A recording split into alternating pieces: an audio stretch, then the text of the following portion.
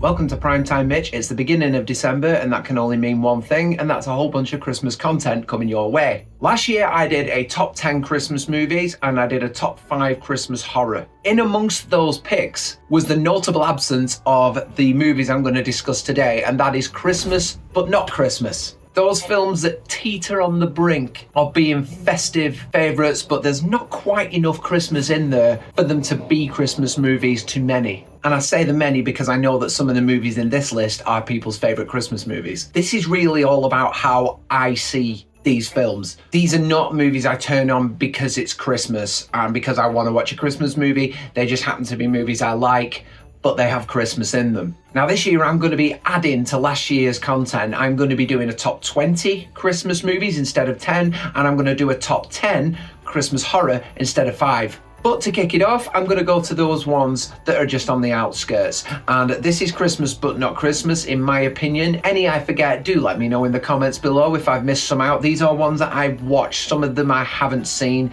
therefore they can't be on this list, because that would be a little dishonest. As ever, if you're watching this and you like my content, it takes a second. Just hit that subscribe button and that notification bell. You'll get all updates on anything that I'm putting out. And it's Christmas. I'm in a good mood. I'm feeling happy. I'm feeling festive. Unfortunately, this is the only Christmas looking attire I could find. I'm not blessed with Christmas jumpers because I cannot stand the feeling of wool. Literally, all my scarves go under my collar. So let's kick this festive season off with a bang and talk about the honourable mentions to begin with. So there's only a couple of honourable mentions because, in all honesty, when there's only a tiny bit of Christmas in a movie, I tend not to notice it that much. But the two that really spring to mind that just didn't make the list. One would be Trading Places, 1983 comedy directed by John Landis. There is quite a few sprinklings of Christmas in this movie. You could argue it is actually a Christmas themed movie, but there is far more to this movie in terms of the message, in terms of the comedic performances that tower above that seasonal feeling.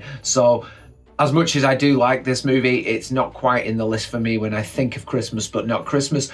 And you could also argue that movies like Holiday Inn have the spirit of Christmas, particularly at the conclusion, but that's an all year round thing. You get every season in that movie, so I don't really count that one either. People also forget there's actually a really big element of it in Catch Me If You Can. I did a review rally with Now Playing Debs in the early stages of this channel discussing that movie, and it is surprising just how much of this film is bookended by the Christmas period, but again, it's just not enough to make this category for me.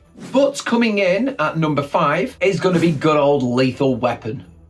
It starts with Jingle Bell Rock, so I mean, it has that going for it, and it ends with Christmas dinner on Christmas Day. So it certainly has that Christmas but not Christmas past, because this movie isn't about Christmas, it's about action, it's about guns and shootouts and all that kind of stuff, but it does have the holiday element over the top of it. There's lots of lights, there's lots of trees, and it's up there in my favourites on this list just because it's got such a good cast. You've got Mel Gibson, Danny Glover, Tom Atkins, and Gary Busey in there starring in what is a really fun movie. There's plenty of decor, plenty of lights to keep that seasonal feel, despite the fact it is pretty much just an action movie. There is some underlying moving messages. Obviously, Mel Gibson struggling with his mental health during that time over the Christmas period, and he gets through it. It's got that kind of Christmas message. It's just not really a Christmas film. Number 4, Edward Scissorhands.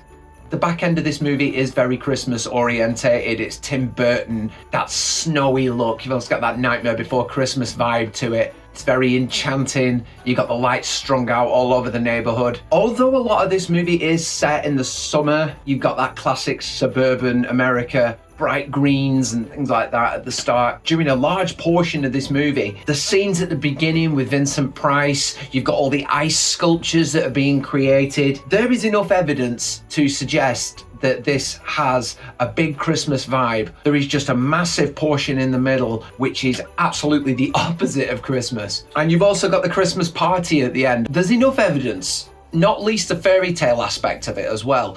So I'm gonna give enough Christmas credit to Edward Scissorhands that it makes it onto this list, but the majority of this movie in the middle has no Christmas feel whatsoever. So it's just the beginning really and the end, and those enchanting images that put it in the top 5. In at number 3, and again, could have gone either way, could have been higher, but I'm gonna give number 3 spot to Gremlins.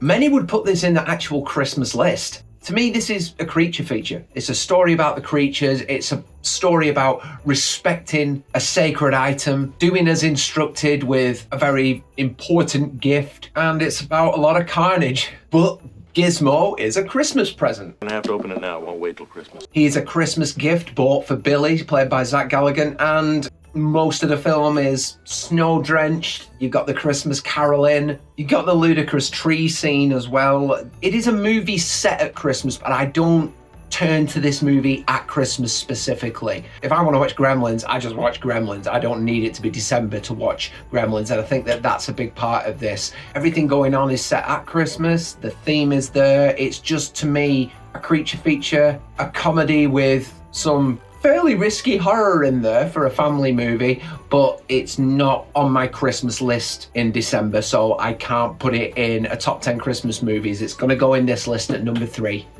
Okay, number 2 is gonna be an interesting one. It's gonna upset my brother-in-law. Again, it's my personal preference. If this was which is the better movie analysed in that way, it might be the other way around. It probably would be the other way around. But coming in at number 2 is gonna be Die Hard.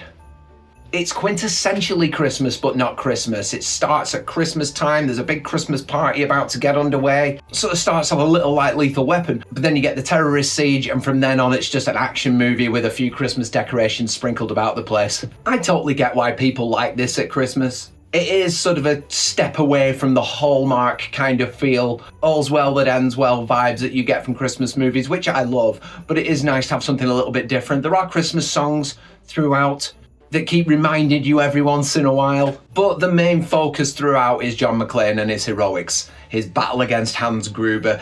There is no focus on the season. Like I said, you get subtle reminders here and there, but it's not about the time of year. It's about the action. It's about the heroism. And though the aesthetic is there throughout, Christmas definitely takes a back seat in this one. The reason it's second in my list is just because it's so renowned and has sparked such a debate as to whether it's a Christmas movie or not. I think it deserves all the respect in the world for that. It is a massively fun watch. Again, a little like Gremlins, I can reach for this at any time of the year. I don't need it to be Christmas. I just find it so funny how it sparked this debate for so many years, and I think for that it deserves all the respect in the world and goes in at number 2.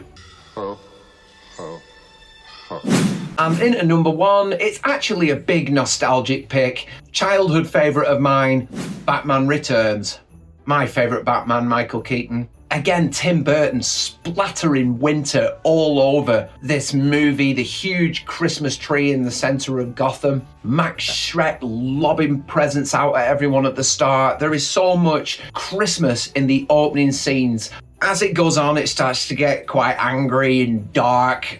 Little violent as well. It's sadly Tim Burton's last Batman movie. I know this one he had more control over, hence the content. But even so, you still get sort of symbolic references. I see Max Schreck as sort of a Grinch character. There's divine resurrection in Selena Kyle becoming Catwoman. Michelle Pfeiffer, the greatest Catwoman of all time. Meow. Never changed my mind on that one. And Danny DeVito playing a really good Penguin. It might not have made a whole lot of sense if you were more than familiar with the original stories. But again, Tim Burton was let loose on this, and this is what he came up with. Maybe not as great a movie as I thought it was when I was a kid. I think there is enough Christmas in there for it to be on this list. There's certainly more than there is in Die Hard. Maybe not as much as there is in Gremlins, but it has that look and that feel, which to me makes it the most festive it could possibly be, whilst delivering all that carnage that we see. It's dark, it's grim, it's character driven, but it's seasonal enough to be number 1. Merry Christmas, Mr. Wayne. Merry Christmas, Albert.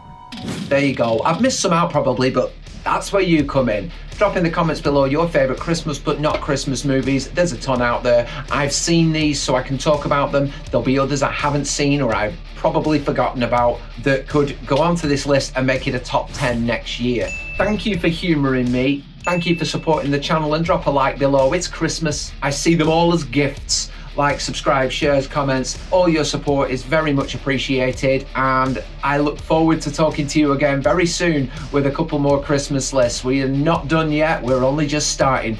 Thanks, guys. Let's have a fun Christmas.